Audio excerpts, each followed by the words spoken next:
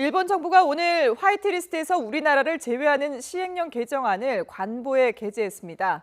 개정안의 구체적인 시행 세칙도 곧 공개될 예정인데요. 도쿄 연결해서 알아보겠습니다. 황보연 특파원.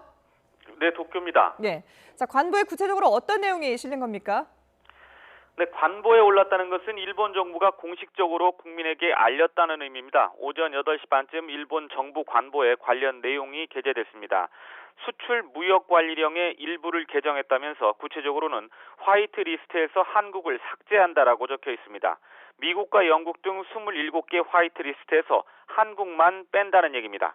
이어 공포 후 21일이 지난 뒤부터 시행한다라고 기재돼 있고 세코 히로시게 경제산업상과 아베 총리의 이름이 잇따라 적혀 있습니다. 지난일 강요회의에서 통과된 시행령 개정안을 오늘 정식으로 공포한 것으로 당시에 7일, 즉 오늘 공포하고 28일부터 시행한다고 밝혔는데 그 내용 그대로 진행되고 있는 겁니다. 시행령 개정안이 공포되면서 개정안에 따른 구체적인 시행 세칙도 곧 공개될 예정입니다.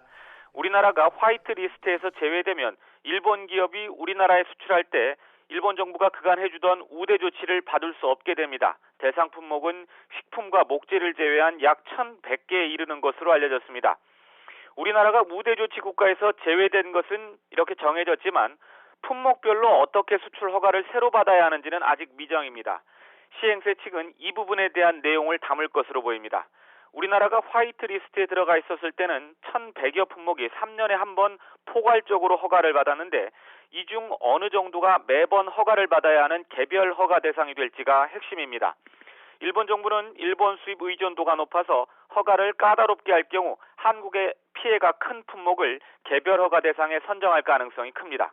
탄소 섬유와 공작기계 등이 후보로 꼽히고 있습니다.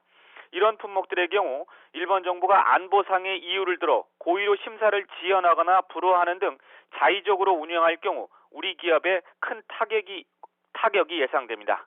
지금까지 도쿄에서 YTN 황보연입니다.